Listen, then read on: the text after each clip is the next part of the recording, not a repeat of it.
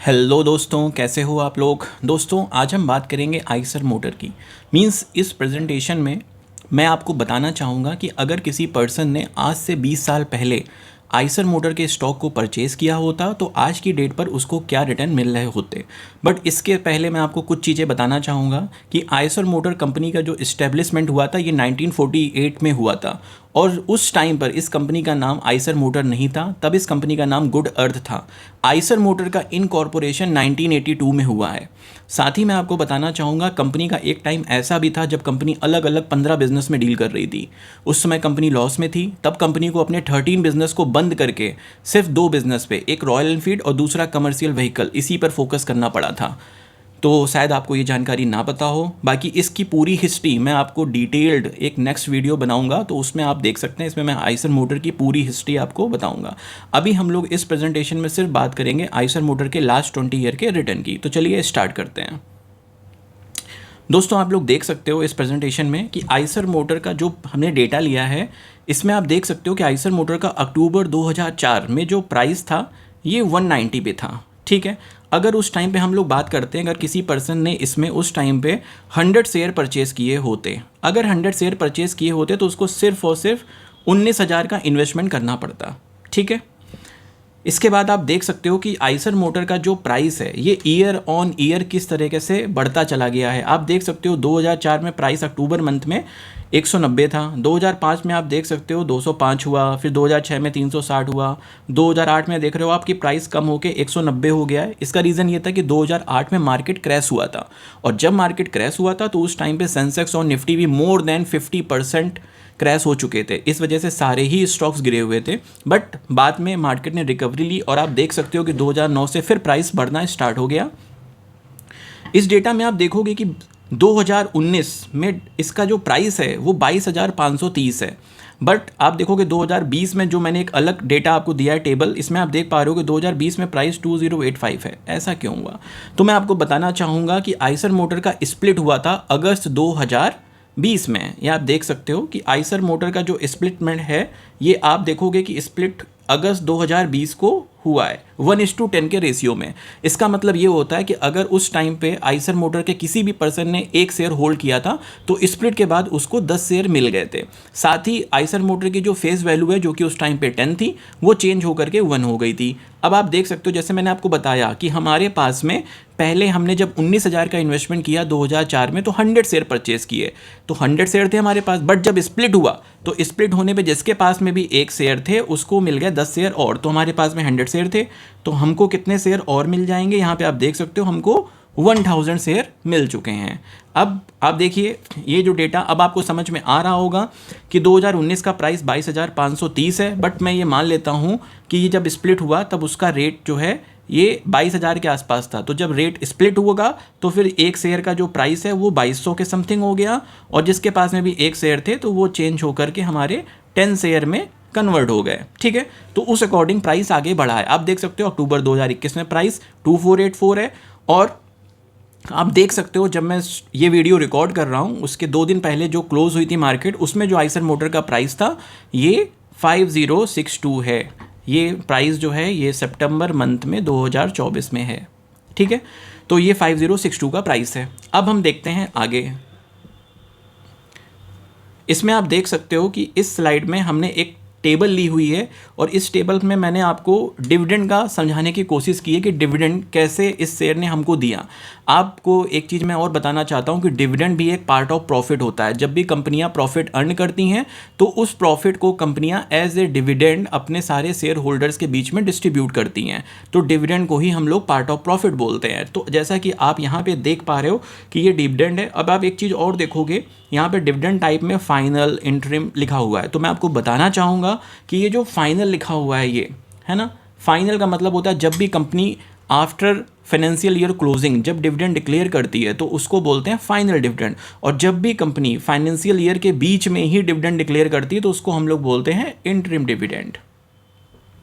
I think ये आप लोग को क्लियर हो गया होगा। अभी आप देख सकते हो कि जब आपने देखा कि हम लोगों ने इन्वेस्टमेंट किया था 19,000 का और हमको शेयर मिले थे सिर्फ 100। ठीक है, 19,000 का हमारा इन्वेस्टमेंट था 2004 में, और हमको 100 शेयर मिले थे उस टाइम पे। ठीक है, तो आप देखो, जब हमको पहला डिविडेंड मिला 2005 में, तो ये 4 रुपये पर शेयर मिला है। हमारे पास में 100 शेयर थे, ठीक है ना, तो यानी कि 4 रुपये हमको मिला है। हमारे पास में 100 शेयर थे, यानी 4 रुपये पर शेयर, यानी कि 400 रुपीज़ हमको डिविडेंड मिल गया। ऐसे ही 2006 में भी आप देख सकते हो कि हम लोगों को 400 मिल गया। अब जैसे जैसे आप देख सकते हो ये चार्ट पूरा, अभी आप देखो 2020 में इंटरिम डिविडेंड मिला है 125 पर शेयर, यानी 100 शेयर थे हमारे पास में, क्योंकि स्प्लिट तो हुआ था अगस्त में, ठीक है ना। जैसा कि आप देख पा रहे हो, मैंने पिछली स्लाइड में आपको दिखाया यहाँ पे कि स्प्लिटमेंट जो हुआ था ये हुआ था अगस्त 2020 में। तो स्प्लिट होने के पहले एक और डिविडेंड मिला है इंटरिम 125, तब हमारे पास में 100 शेयर थे, तो उसके अकॉर्डिंग हमको 12,500 रुपये ऐसे डिविडेंड मिल गया। बट जब स्प्लिट हो गया उसके बाद में फिर एक डिविडेंड डिक्लेयर हुआ 17 रुपये पर शेयर, लेकिन हमारे पास में जो शेयर है आप देख सकते हो कि हमारे शेयर भी चेंज हुए हैं, क्योंकि जब स्प्लिटमेंट होगा तो 100 शेयर की जगह पे हमको 1000 शेयर मिल चुके हैं, क्योंकि 1 शेयर चेंज होकर के 10 शेयर में कन्वर्ट हो गया था, ठीक है। तो हमारे पास 1000 शेयर हुए। तो जब स्प्लिट के बाद जब पहला डिविडेंड डिक्लेयर हुआ तो उसमें हमारे पास में 1000 शेयर है, तो यानी कि 17 इंटू आप 1000 कर दीजिए, तो यहाँ से आप देख सकते हैं कि 17,000 का हमको डिविडेंड निकल आया। इसी तरह से आप देख सकते हो 2024 में जब लास्ट डिविडेंड डिक्लेयर हुआ है तो हमको 51,000 एज ए डिविडेंड मिल गया। तो आप यहाँ पे देखोगे कि जो टोटल सम ऑफ डिविडेंड है ये मोर देन 2 लाख है, मतलब हमको 2 लाख से ज़्यादा का डिविडेंड मिल चुका है। आप देखिए हमको 2 लाख से ज़्यादा का डिविडेंड मिल चुका है, वो भी सिर्फ और सिर्फ 20 साल में हमने इसमें इन्वेस्टमेंट किया है, तो ठीक है।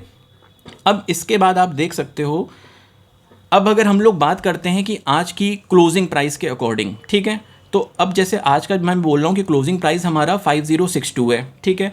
तो 5062 अगर हमारा ये क्लोजिंग प्राइस है, हमारे पास में 1000 शेयर हैं राइट नाउ हम लोग जो होल्ड कर रहे हैं, तो आप देखिए कि 1000 शेयर है और जो वैल्यू है वो 5062 है पर शेयर, तो टोटल हमारी होल्डिंग वैल्यू कितनी हो गई, मोर देन 50 लाख, यानी 50,62,000 हमारी होल्डिंग वैल्यू हो चुकी है।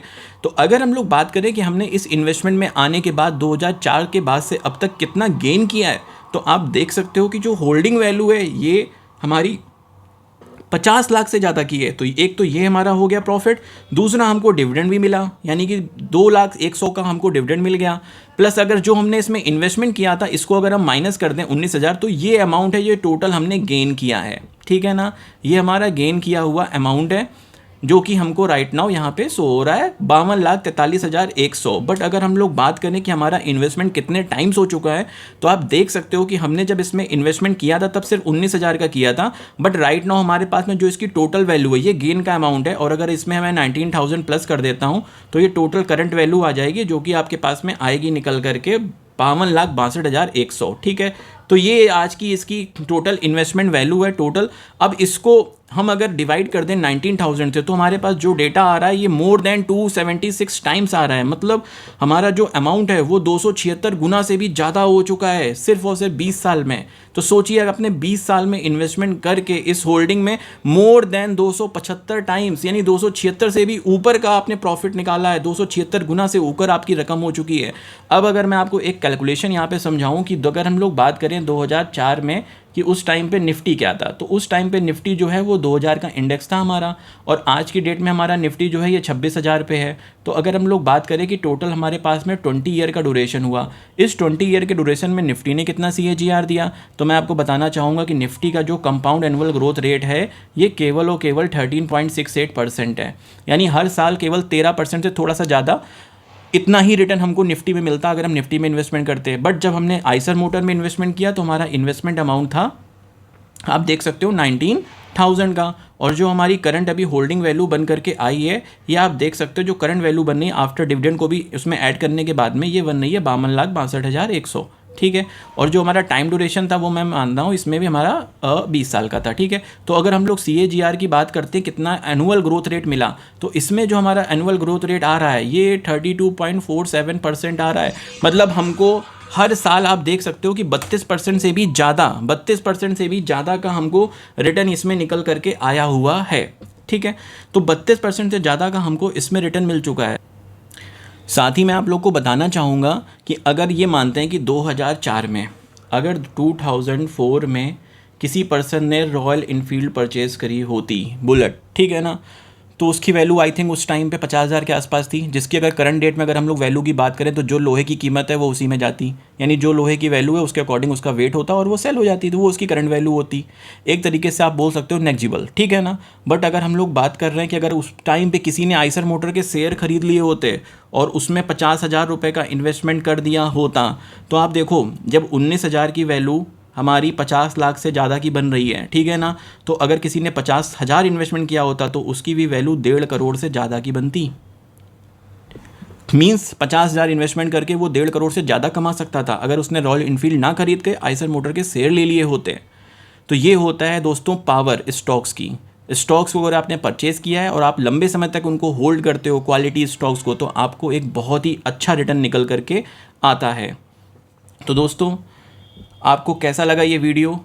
अगर आपको ये वीडियो अच्छा लगा हो तो इसे और भी ज़्यादा शेयर करिए लोगों के साथ में, ताकि आगे मैं ऐसे और ज़्यादा से ज़्यादा नॉलेजेबल वीडियोस बनाने के लिए मोटिवेट हूँ और आपको और भी अच्छे रिटर्न्स दिखा सकूँ। कौन किस स्टॉक्स ने कितने अच्छे रिटर्न दिए हैं वो भी आप देख सको। और ये वो स्टॉक्स हैं जो हमारे आसपास ही हैं, वो कंपनियाँ जिनको हम लोग डेली देखते भी हैं, बट हमें ये नहीं पता था कि अगर हमने इसमें इन्वेस्टमेंट करे होता, इसका स्टॉक परचेज़ किया होता तो हमको क्या रिटर्न मिलता। ठीक है दोस्तों, तो इसको प्लीज़ सब्सक्राइब करिए और बहुत ज़्यादा लोगों के साथ में शेयर करिए। ठीक है, थैंक यू, धन्यवाद।